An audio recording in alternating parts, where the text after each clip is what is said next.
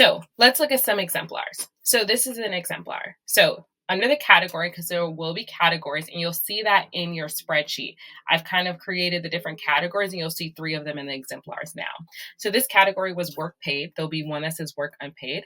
What was their actual position? Office manager at Faceology.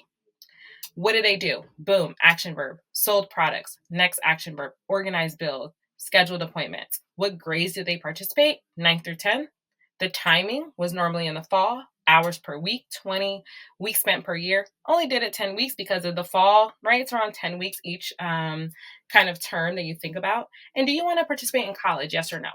Now, that question is just to kind of see what you might be interested in. You're not going to be judged off of that, right? They're not going to say, oh no, this person was in student government in high school. They don't want to do it in college. We don't want this person. They just want to see a little bit about what your plans are as you're thinking about going to their particular university. It also could let them know, oh, wow, this person is part of an organization we don't have.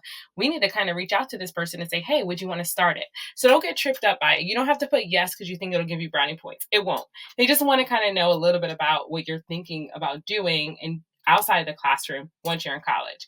Because again, this helps them to see a little bit of a glimpse of how you're going to spend your college career, right? So in college, you're only going to be in class 3 to 5 hours a day max. I think the most I was in class 1 year because I had labs was 4 hours a day. So there's a lot of hours left, and they want to make sure that you're going to be involved, right? Student clubs and organizations are like the selling point of universities because ultimately they know that the more you're involved outside of the classroom, the better chance you'll have when it's time to apply for a job.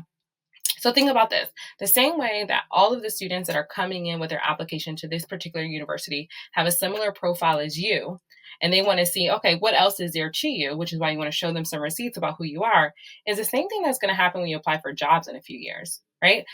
All of these individuals are going to have a diploma. What makes you different? So with this particular student, if we look at the exemplar, we know this person can sell things. So what does it take to sell things, right? They have charisma, they're determined, they don't give up easily, because if you've ever been stopped in the mall to ask to buy something, how many times do you keep saying, no, I'm okay, right? They have to be persistent.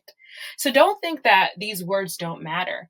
Admissions counselors who read applications all the time can kind of read through the lines and say, wow, if this person organized bills, what does that tell me about that person? What is an organized person normally like, or what can they do?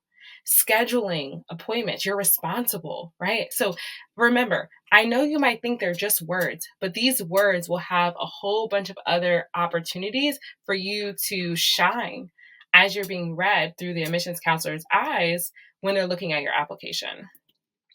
So let's look at the next exemplar. Community service is a category. Remember, these categories, you'll drop down and you'll choose one that fits the best. So where did you do it? Lost and found homeless LGBT youth.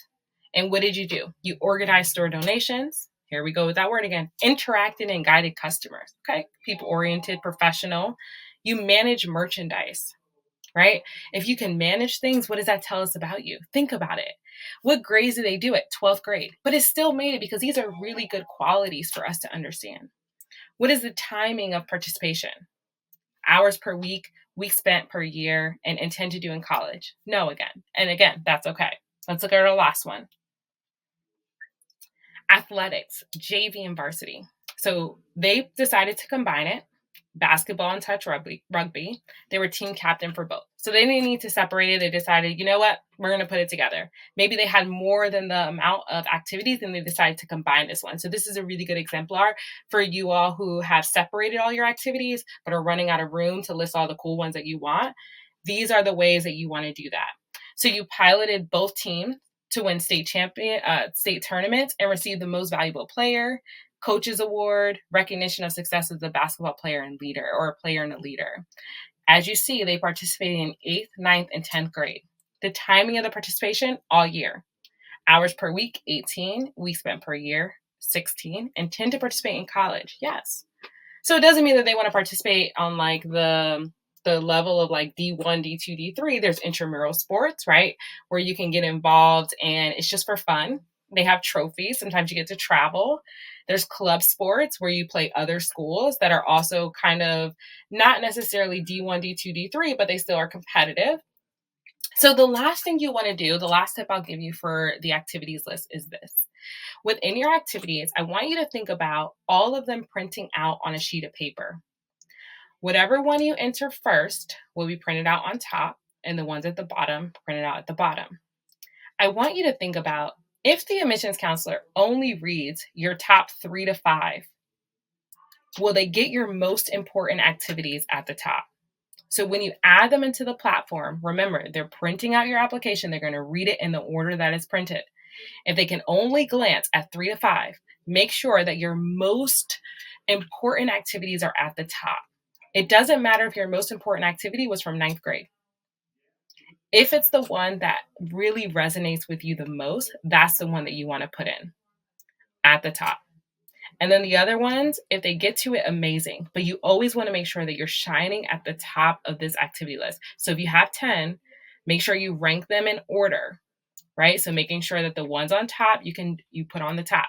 A lot of times in the platform, you can actually put them in any order, then you can move them around. But definitely do that last. All right? I'll be back with the action steps.